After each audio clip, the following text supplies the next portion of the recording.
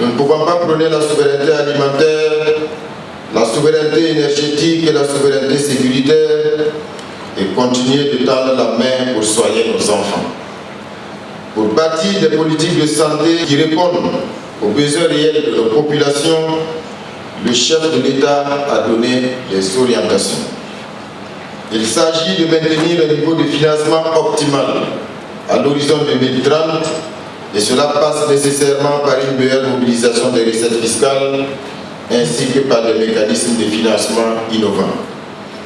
Il s'agit également de faire du régime d'assurance maladie universelle et des initiatives de gratuité les socles de protection de nos populations. La couverture sanitaire universelle n'est pas un luxe, mais un droit. Chaque Burkinabé, qu'il soit serviteur du peuple, paysan, commerçant, éleveur, artisan ou étudiant a droit à une protection contre le risque de la maladie. Nous accélérons le déploiement du régime d'assurance maladie universelle en accordant progressivement une attention particulière aux populations du secteur informel et du monde rural qui constituent la majorité de notre peuple. Enfin, il s'agit de produire localement pour notre indépendance.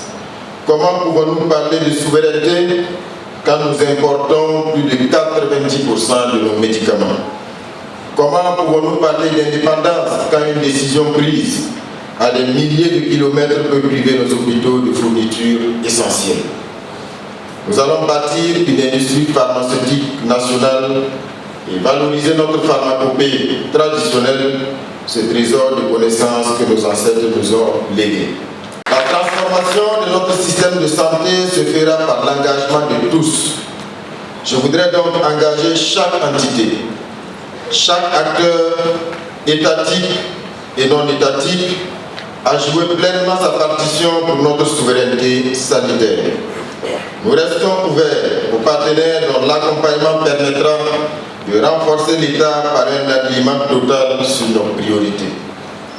Notre système sanitaire sera bâti sur les piliers suivants.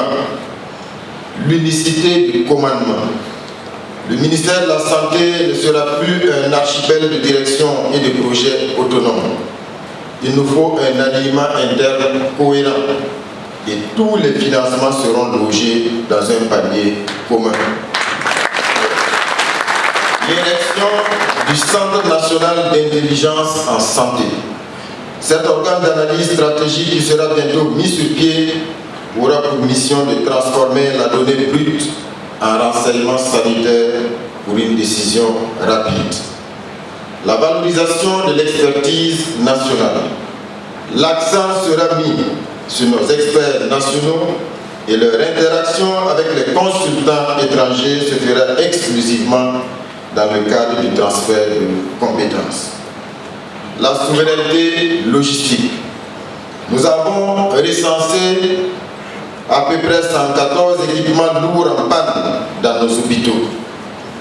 Nous n'achèterons plus seulement des machines, nous achèterons de la disponibilité de soins et tout partenaire livrant un équipement devra garantir sa maintenance effective et sa sécurisation.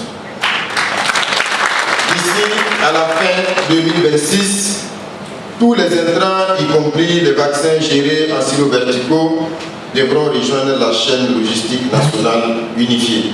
La logistique de santé est une, elle est nationale et elle est souveraine. La révision cyclique, chaque stratégie, chaque programme sera réévalué régulièrement par nos experts locaux. Si l'efficacité et la soutenabilité d'une intervention ne sont pas prouvées, elle sera purement et simplement supprimée. La production locale. Nous priorisons l'industrie pharmaceutique nationale. Le médicament doit être un produit de dignité et non un objet de dépendance. Des partenariats performants. Nous mettons en place un tableau de bord de l'alignement. Un partenaire qui entretient des doublons pour contourner nos priorités et nos dispositifs verra ses accords révisés, suspendus ou tout simplement annulés. la veille citoyenne. La population est invitée à mener une veille citoyenne sans complaisance en dénonçant la corruption et les lenteurs injustifiées. Le Burkina Faso prend un nouveau départ dans la formulation et la mise en œuvre des politiques publiques en matière de santé. Il ne s'agit pas pour nous de nous isoler, mais de poser les jalons d'un système de santé robuste, fondé sur les ressources endogènes, mais aussi les partages enrichissants avec les partenaires d'Afrique et d'ailleurs.